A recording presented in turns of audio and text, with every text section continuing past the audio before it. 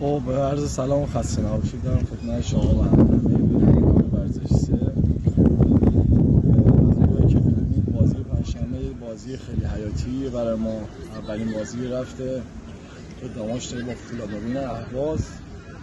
مطمئنا ما داخل خونه به دنبال یه برد گل هستیم که بتونیم برای بازی بیرون راحت‌تر بازی کنیم و امتیاز لازم رو کسب کنیم و به لیگ یک صعود کنیم. و مهمترین چیزی هم که ما دوست داریم اتفاق بیفته حضور هوادارهای داماشیه که بتونن روز پنجشنبه به ما بپیوندن و رو سکوها پرشور مثل همیشه برای تیم داماش افتخار آفرینی کنیم با هم دیگه.